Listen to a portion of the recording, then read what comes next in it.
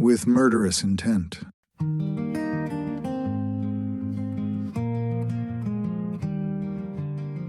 There's a particular kind of evil that doesn't announce itself with wild eyes or a feverish trembling of the hands. It arrives quietly, calmly, wearing a mask, sometimes literally so, and it smells of greed the way certain summer nights in the Missouri Ozarks smell of honeysuckle and rotting wood, sweet and corrupt at once. The people of McDonald County understood this about human nature, though they'd have been hard-pressed to put it so plainly. They were farming people, God-fearing in the way that rural folk tend to be, which is to say they feared very little except drought and debt and the occasional darkness that settled into a man's heart without warning. C.L. Moore, known to everyone as Crittenden, was not a man who invited trouble. He and his wife, Mary, lived on a modest farm near Tiff City, a small and unhurried place in the southwest corner of Missouri, where the hills fold gently into one another and the evenings come slow and warm. They kept to themselves mostly, raised their 3 daughters, Rachel, Nancy, and the youngest, Lily, and accumulated the small dignities of a life lived honestly. Lily and her husband, George Williams, had built their house not 200 yards from the Moore homestead, close enough that on quiet evenings the families could hear each other's lanterns being trimmed. Wednesday, July 18th, 1894, was precisely that kind of quiet evening. George Williams later testified that he heard 9 gunshots sometime after dark, but he didn't trouble himself over it. Gunshots in the rural Ozarks weren't anything to get alarmed about. Men fired at foxes in the henhouse, at the occasional copperhead, at whatever moved in the dark that didn't belong there. He went to bed, and the night settled down around him, as it always did. It was a young boy who found them the following morning, arriving at the Moore farm around 10 o'clock with the intention of returning a borrowed buggy. He called out, and nobody answered. He walked to the front porch, and there was Mary Moore, lying still in a pool of blood that had gone dark and thick in the heat. She was in her stocking feet. The boy ran. Sheriff John C. Kelly arrived with Prosecutor Hugh Dabbs and Dr. A.J. McKinney, and together they moved through the house with the careful deliberateness of men who understood that what they were looking at was beyond ordinary misfortune. C.L. Moore was found inside, on the floor of one of the rooms, shot 4 times, once in each shoulder and twice in the head. Mary had been shot in the arm, the neck, and the back of the head. On the porch windowsill sat 2 smoking pipes, as though whoever had been enjoying them had simply stepped away for a moment. A kerosene lamp still burned. 9 empty .38 caliber shell casings were scattered across the porch and the interior of the house, and approximately $500 in cash, a considerable fortune for working people in 1894, was gone. Dr. McKinney estimated the time of death at around 7 in the evening, when the light would have still been good, and the Ozark Hills would have been turning gold. 3 brothers, William Hamilton, Leif Hamilton, and Thomas Hamilton, were eventually charged with the murders, along with a 4th man named Andrew Taylor, though Taylor was never brought to trial. The Hamilton brothers were arrested and held for 2 years before the case came before the court. By August of 1896, the story had fermented in the county's imagination long enough that when the trial began on the 5th of that month, hundreds of onlookers crowded into the small McDonald County courtroom in Pineville, fanning themselves against the August heat, pressing into every available space. Judge John C. Lamson presided. J. A. Sturgis led the defense, and Prosecutor J. D. Edge carried the weight of the victim's case on behalf of the state. The heat inside that courtroom must have been something extraordinary, the kind that softens candles and makes the mind go slow, but nobody left. Between 30 and 40 witnesses took the stand over 5 days, and the story they collectively assembled was damning enough in its outline.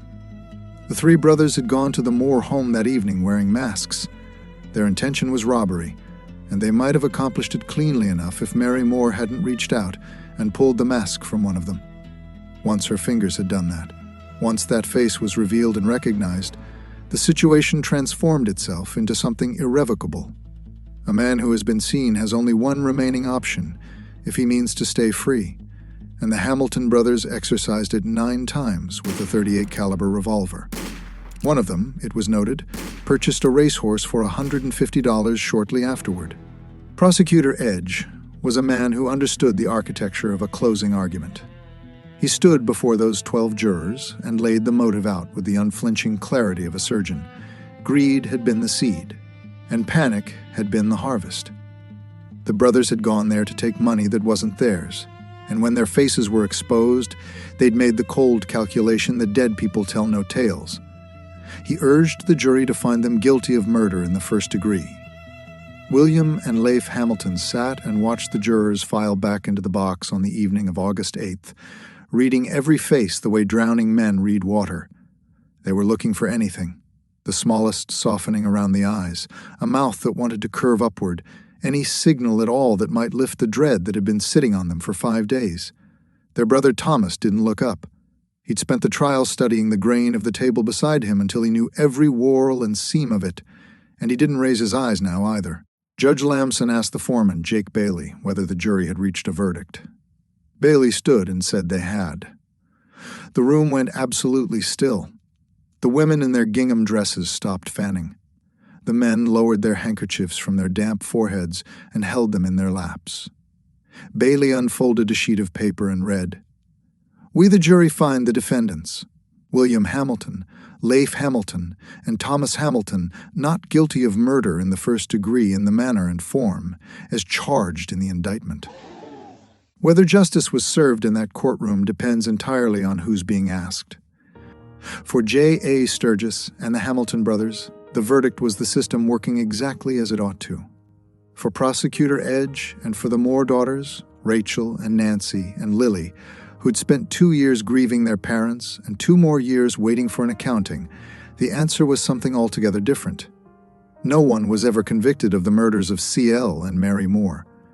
Their memory was given over to a cemetery near Tiff City, where an obelisk was erected bearing both their names, and beneath each name the inscription, "Murdered July 18, 1894. Thomas and Leif Hamilton faded from the county's knowledge in the years following the trial, drifting away the way water finds its own level and disappears into the ground. William stayed on, working as a carpenter here and there, threading himself back into the ordinary life of the region. He managed it for nearly a decade. In June of 1906, on a dark night, William Hamilton sat alone on a train returning from a job hunting trip. He was believed to have gotten off at the Elk Springs stop, though no one saw him do it, and no one saw him for several days after. When he was finally found, he was sitting alongside the tracks with his back against a fence post, one leg severed just above the foot, the other leg badly mangled. William Hamilton had bled to death there in the Ozark dark, alone and undiscovered until the discovery could no longer matter.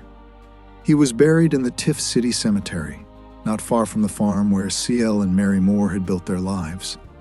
The grave marker standing beside William's resting place bears the name of Andrew Taylor. It's a quiet place now, that cemetery. The hills around Tiff City haven't changed much, and on summer evenings the light still goes gold on the ridgelines the way it always did. The obelisk with the Moors' names on it has weathered to a fine gray, and the inscription beneath those names has worn but hasn't disappeared. Some things in the Ozarks are stubborn that way, holding their shape against the years, refusing to be entirely erased.